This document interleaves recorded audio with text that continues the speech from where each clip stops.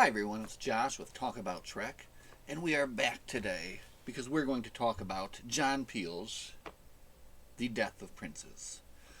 This is TNG numbered number 44, and I finished this up yesterday. Started it back on the 17th, and then finished it up on the 30th yesterday. Uh, 279 pages of John Peele goodness. Not the first John Peele novel that I've read this year. I read Here There Be Dragons earlier this year, which was also really good.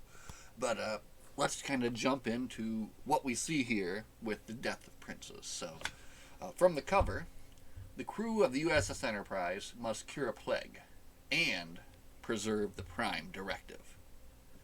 That's right, we've got not one, but two stories in one here. So, from the back. Dangerous assignments come in pairs when Captain Picard and his crew are confronted with two desperate missions on two different worlds. On the planet Buran, newly linked to the Federation, a mysterious disease devastates the population and turns them against the visitors from the USS Enterprise. Meanwhile, on nearby Iamides, a renegade Federation observer has disappeared, intent on violating the Prime Directive by preventing a tragic political assassination. While Dr. Crusher struggles to find a cure for the plague ravaging Buran, Commander Will Riker leads an away team to Iamides. Their forces divided, Picard and his crew find themselves the only hope of two worlds. Good. That is a good back cover. It gives you the general idea of the story, kind of what's going to be going on, but doesn't really get into it too much and doesn't spoil anything for you. So, excellent job there, whoever wrote that one. Now, this was a very interesting book because typically when you have an A and a B story, the A and the B story will somehow kind of tie together in the end. Not the case here. So you have two separate stories in one, and he's able to tell both of them well enough where it doesn't kind of feel like where maybe one overshadows the other. Both are exciting, both are different enough too, where each of them kind of offers their own little different feel, different view. Maybe actually, so just kind of touching briefly, like obviously the planet-wide plague is like the major concern, so that's where like the majority, that's where the ship goes, and then they send a smaller away team to the Iamides to find this observer that's gone rogue. So just some very interesting stuff here, dealing with the Prime Directive, dealing with just a people's suspicion of outsiders, and I felt that, like I said, even though he was telling two stories here, each planet felt pretty well developed. The people, they added some additional characters here. The people felt pretty well developed, and honestly, just kind of fun. So I have the, of course, wonderful book about books, and this is what John Peele said when he was asked about the concept of this novel. Once again, it was a collision of my love of playing with ideas and my silly sense of humor. It seemed to me that we were always getting stories where the captain had to break the Prime Directive for a very good reason. So I decided I wanted to do a story that would show why there was a Prime Directive in the first place. It had to be a good idea, didn't it? Or the Federation would have never adopted it. And he also goes on to say, it was written at a time there were a lot of JFK conspiracy material and stories going on. So he incorporated that into the... Oh, that's kind of funny. He incorporated that into the away team mission as well. And also, Jonathan Frakes at the time was hosting a program called Alien Autopsies. So he couldn't help but work that kind of into the story as well, too. The book contains more of my silly jokes than any other I've written. And the other storyline with the alien plague was because I always felt that Beverly was underused and I wanted to give her lots of fun stuff to do for a change. And that's one thing that he definitely does do here in this story, is that the plague story does give Beverly a good portion of the story and a lot to do, which really in all my reading of these TNG books so far, I would say she's been one of the least heavily featured characters. So it's good to see her get, a top spot on the cover and just get a big part of the story as well. And also, again, what he says here about incorporating a lot of humor into it as well. There were definitely some genuine moments in this book that had me laughing. And just some stuff in there that you could see where he was definitely kind of pulling from, some other kind of like silliness, with like the conspiracies, that kind of thing. So I like that as well. So I would say really it's a pretty 50-50 split. I couldn't say that one story took any more of the time than the other one did. They both went along well. They were both resolved fairly. I mean, they were resolved well, but not satisfactorily. And you could honestly tell right from the very beginning how everything was going to turn out, if you were paying attention. So, and it was kind of weird as I was reading it. I didn't even really think about that, but as I came towards the end of the book, I was like, well, of course. I mean, why they did that. So, without going into spoilers. So, yeah, let's see. I think we'll say, if you don't want to be spoiled about any more of the story, you can kind of tune out here and check out some other stuff. We'll go from here on into a little bit more in-depth about exactly what was going on with these two different stories. And this is where it's going to get a little bit madcap. I did take notes, and I made, in my last book, I made notes to take better notes. So this time, man, I took better notes. Look at all these notes.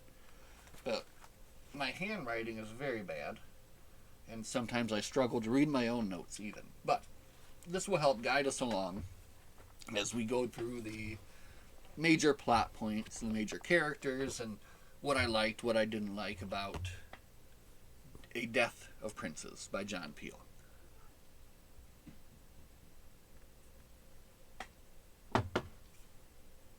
So the story starts out with the observer station on the planet Iomedes. And the observers are led by a Vulcan named Dr. Starn, and this human scientist, Maria Wallace, has uncovered a plot where the first citizen, who's pretty much at this point the most highly powerful official on the planet, and also the one who has the most chance of uniting the planet, she has uncovered a plot to assassinate this first citizen, Chal. And this scientist is Maria Wallace. So she comes to Starn, and she wants to do something.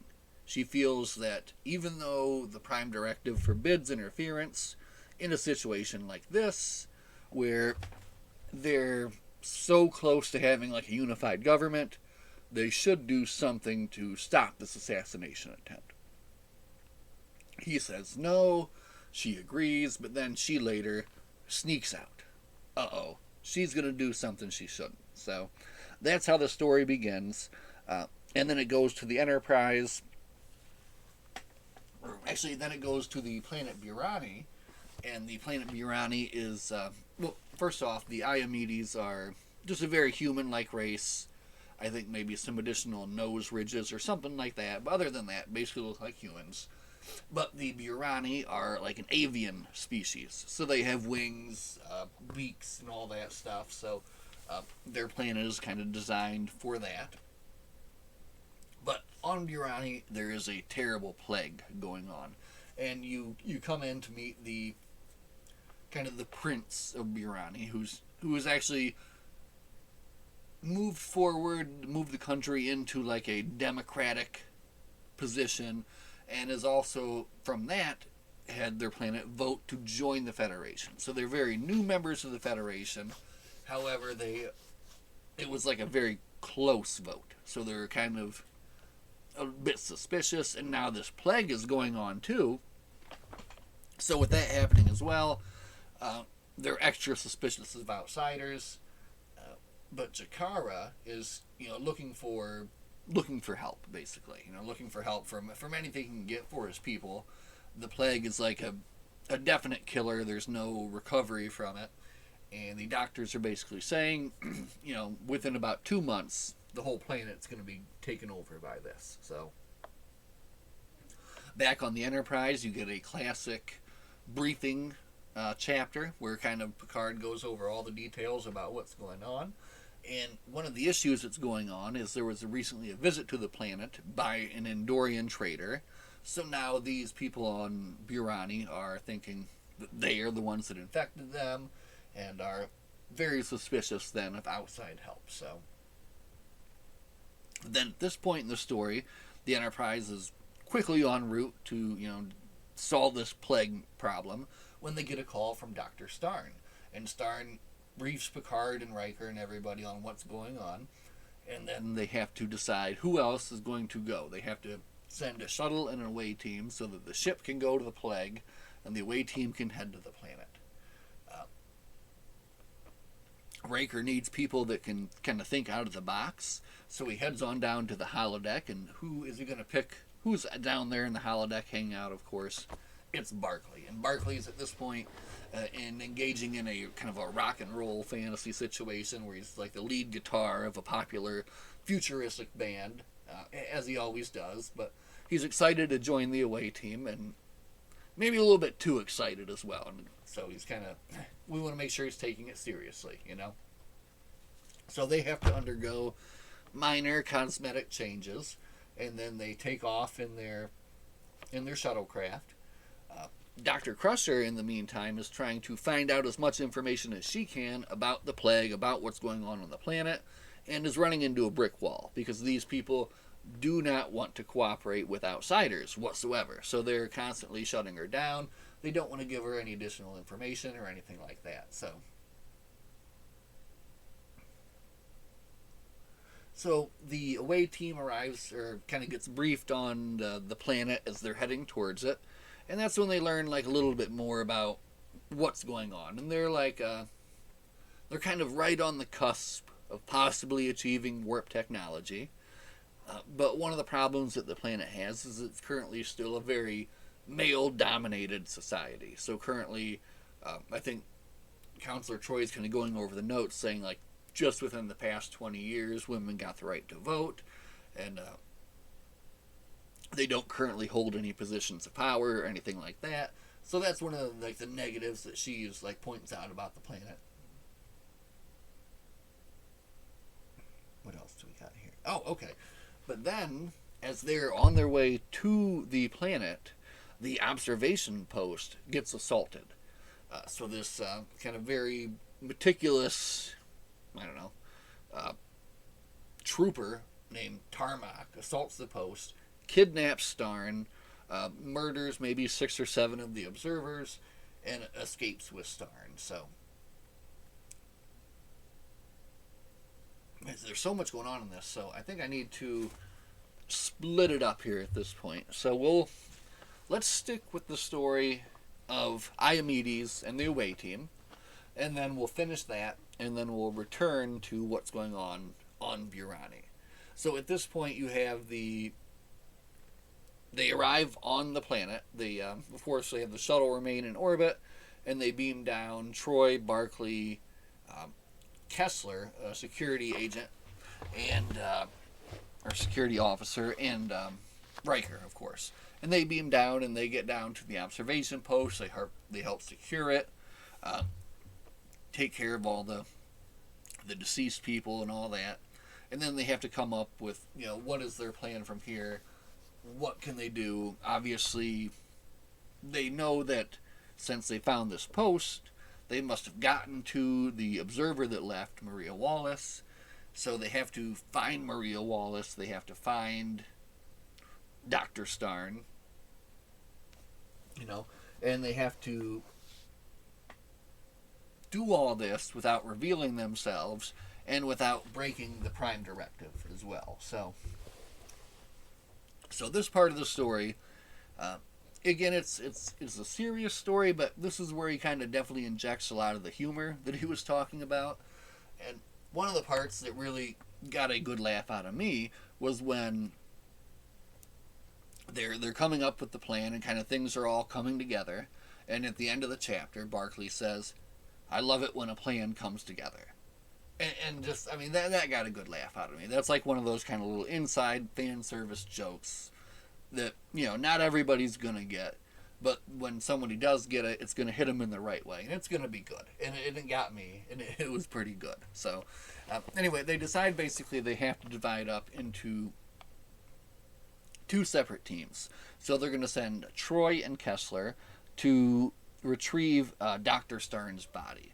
Apparently, they did try to get information out of him, but they were unable to. So, one of the chief opponents of the first citizen there has kind of challenged him now and saying, "We know you're in league with these aliens. We have one of their bodies. We're going to show it to everybody. And, you've been doing the wrong thing all along." So, there's kind of this whole political conspiracy challenge going on, and they have to kind of work inside of that. Now, behind this political opponent is this industrialist who, of course, was the one that was making all the weapons on the planet and all that, and his name is Tak Grell. And behind Tak Grell is this woman named Toma. So Grell and Toma are like the main antagonists of this whole situation on Iomedes. And they're the ones that have planned the whole assassination attempt and everything that is going on. And they're the ones that have taken Maria Wallace. So, again, the away team basically has a two-pronged mission.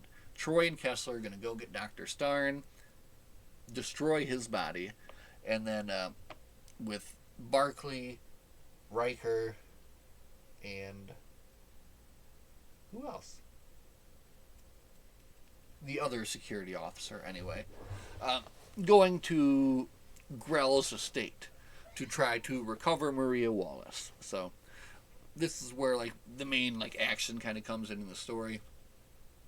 Troy and Kessler, they pull off their mission without a hitch. Basically, since the people on this planet kind of look down upon women, they basically kind of sneak their way in there acting like they're kind of stupid.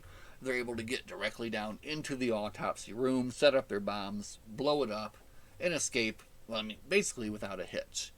Meanwhile, Riker and his crew go sneak onto the this private island that this Grell has. He's a super rich, arms manufacturer. So they sneak on there. They find they go to the pool house. That's where they're thinking that they've probably got her hidden. They find her there, but she's already dead. She's been wait, no, she's not dead. She's been horribly tortured. But it's a trap. And they're met by many of Grell and Toma's crew, and Toma, or Grell, I forget which one, actually shoots and kills Maria Wallace.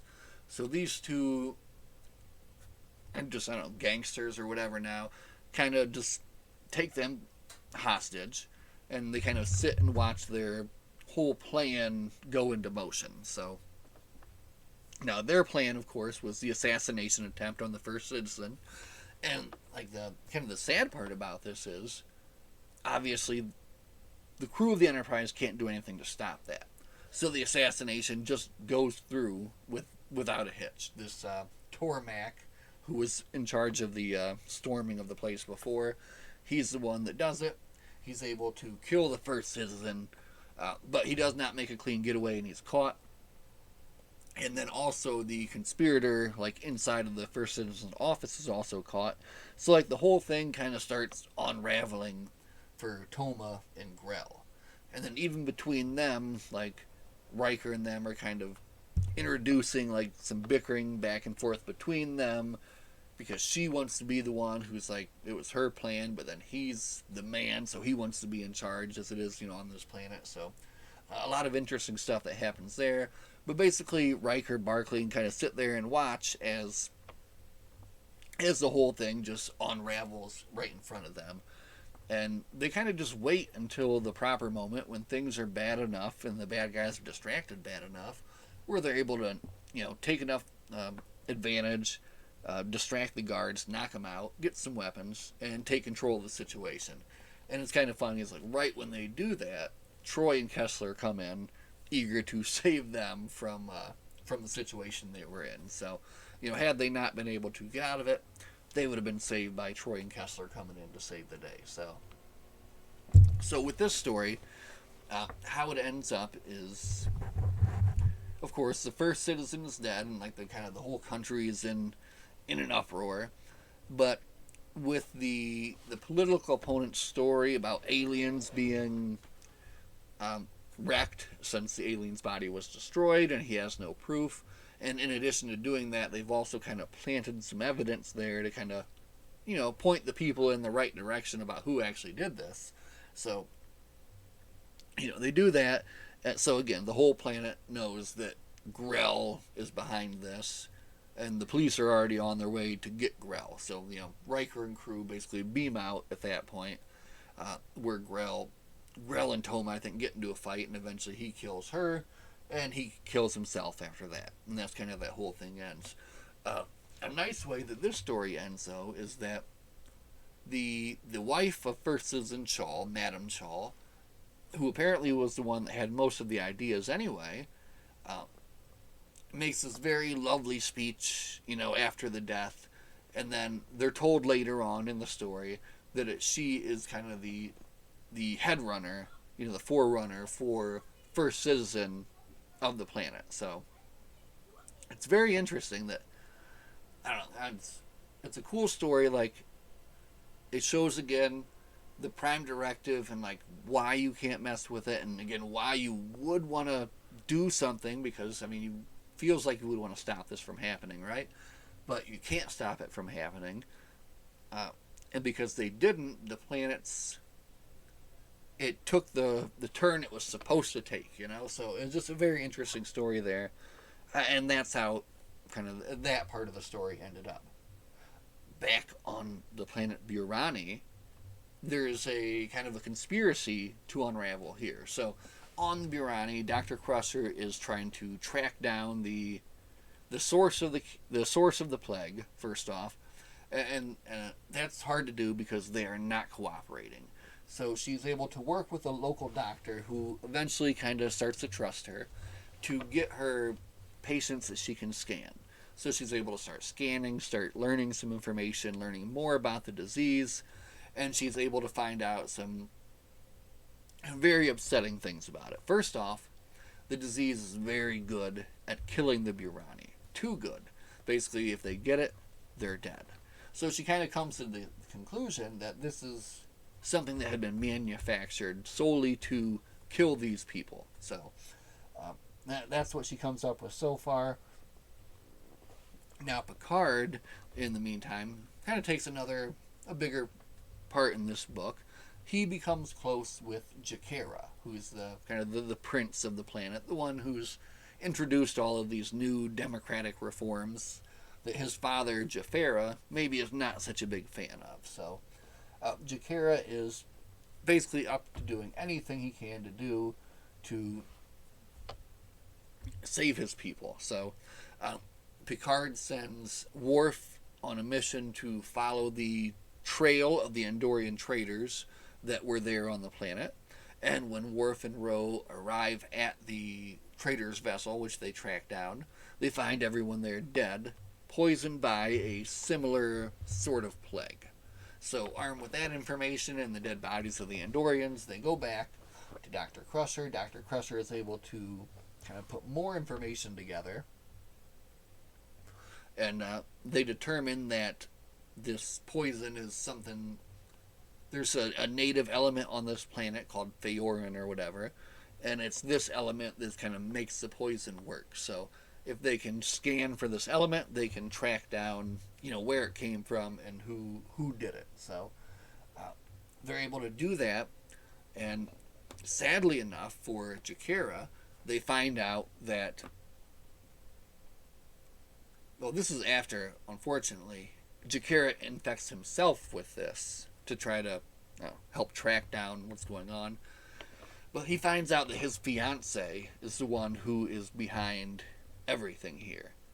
But even worse than that, it is his own father who put his fiance up to it. So it is Jafera himself who, upset over the fact that his people chose to join the Federation, that they chose democracy, over everything else. He chose to enact this conspiracy, poison his own people, kill thousands upon thousands upon thousands, and now his own son has been infected with it. And that's when the fiance breaks down and kind of gives up the whole goat and tells him the whole story. But now Jakara has to confront his father. So you have these crazy scenes there where he's confronting him and they're kind of going back and forth about why he felt he had to do this. And it's really some kind of dark stuff that goes down there, especially in the end. They are able to track down the cure. Of course, the guy did have a cure there, and Data's able to find it. Dr. Crusher is able to replicate it, and bing, bang, boom, they're able to save the planet. Of course, thousands still died and all that, and that's they're going to be reeling from that for a long time. But for now, mission accomplished, and they head on to their next mission, basically. They're later contacted by the planet, given some grave news that Jakara chose not to take the antidote, and in his shame and dishonor, basically chose to die along with his people, because of what his fiance and his father did. So there you go. I mean, if I was paying attention at the beginning, I would have already known the death of princes.